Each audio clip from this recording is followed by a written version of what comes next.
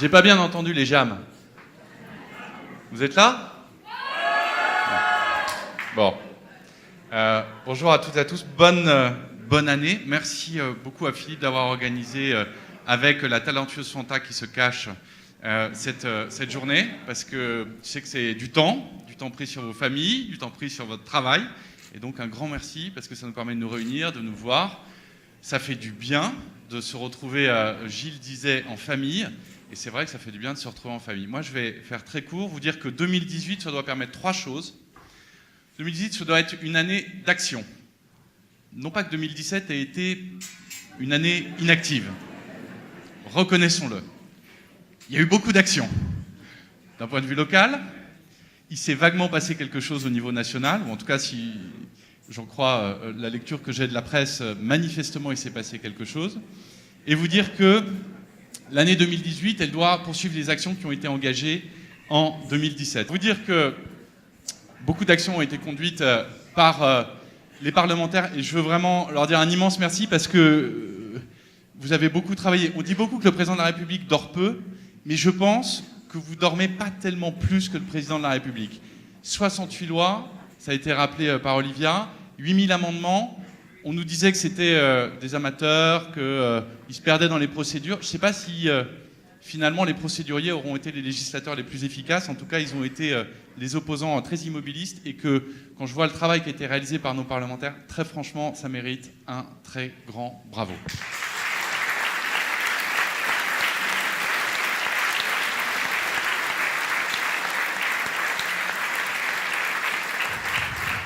Ouais, il le mérite.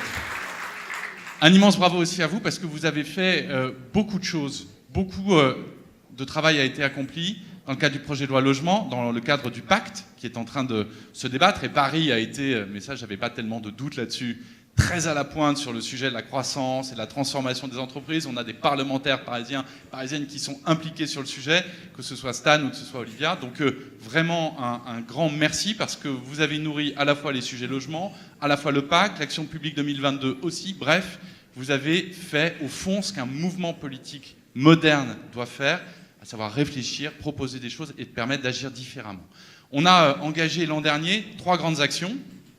Une transformation politique. Bon, je crois que ça, mois de mai et mois de juin ont été suffisamment révélateurs en termes électoraux pour comprendre que cette transformation s'était engagée. Elle est en train de se poursuivre. Comme dit le Premier ministre, la poutre travaille encore un peu.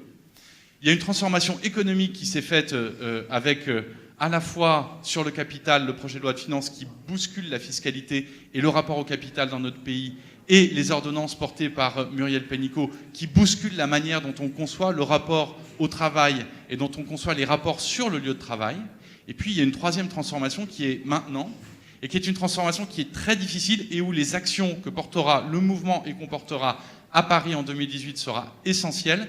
C'est la transformation sociale. Et il ne faut pas la minimiser.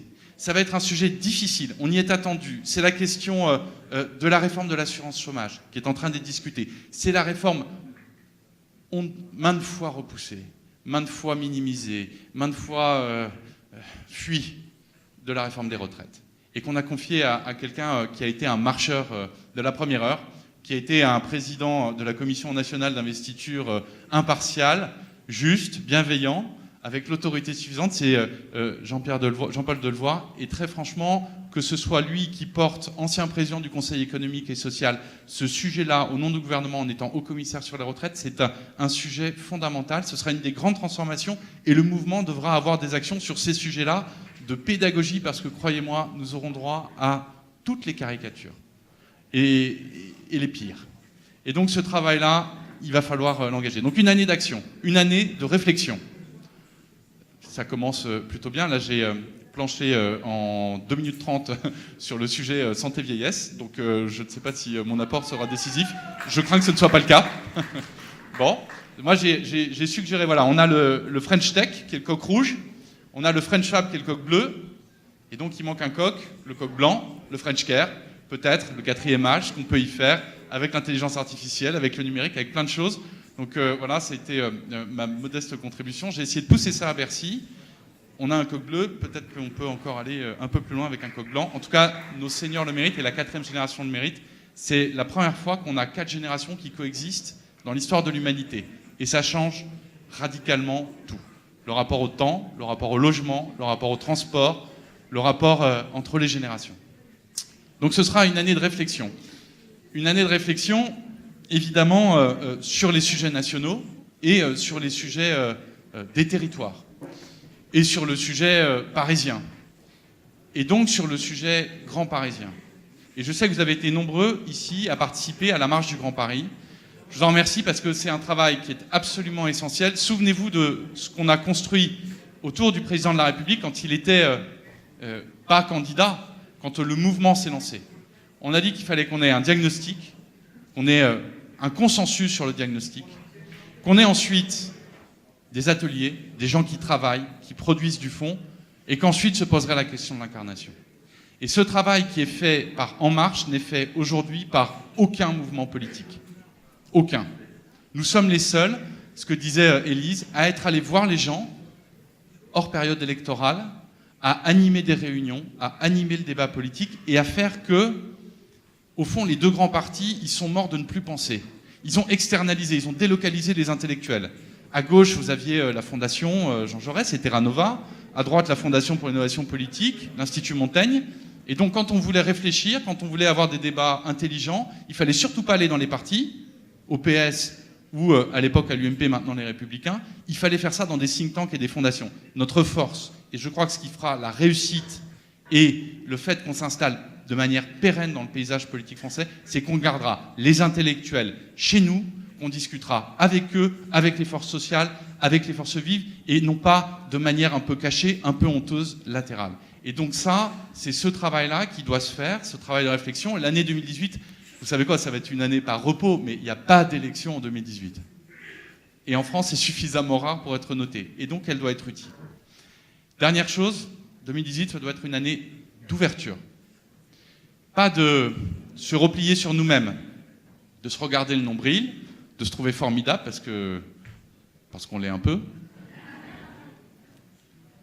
mais d'aller vers les autres. D'aller écouter ce que disent nos opposants et nos oppositions, de les respecter, toujours.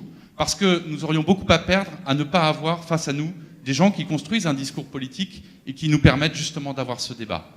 Et d'avoir ce débat à la fois avec les forces politiques qui nous sont opposées, mais d'avoir aussi ce débat, et en particulier à Paris, avec les forces politiques et avec les territoires qui sont limitrophes et qui sont nos voisins. Parce qu'une chose est certaine, je vais vous donner un scoop. Il y aura un projet La République En Marche à Paris en 2020 et il y aura une candidature La République En Marche à Paris en 2020. Mais, ça ne peut fonctionner que si on a discuté avec l'ensemble des départements voisins. Ça ne peut pas fonctionner. Paris ne s'arrête pas aux portes du périphérique. Quand on pense la transport, la mobilité, quand on pense les politiques de solidarité et les politiques sociales, quand on pense la mixité sociale, quand on pense l'attractivité, si on se regarde le nombril et qu'on pense Paris intramuros et qu'on ne sort pas du périph', nous n'y arriverons pas. C'est tout l'esprit qui a animé la marche du Grand Paris. C'est les arbitrages qui seront rendus par le président de la République et le Premier ministre d'ici peu de temps sur les nouveaux équilibres institutionnels. Mais c'est absolument décisif que nous, Parisiens, militants parisiens et franciliens, on se parle, on s'ouvre aux autres territoires, parce que si nous ne faisons pas ça, je crois qu'on ratera un rendez-vous important. Je sais qu'au Sénat, au Parlement, ce sera débattu. Paco m'a fait un gros boulot sur le sujet. Et vous dire que si on ne réussit pas cela, au fond, on trahira notre promesse d'être disruptif, d'être différent, et puis notre promesse de construire non pas des murs, mais des ponts entre Paris, entre les Parisiens et les Franciliens. Donc voilà, moi je vous souhaite...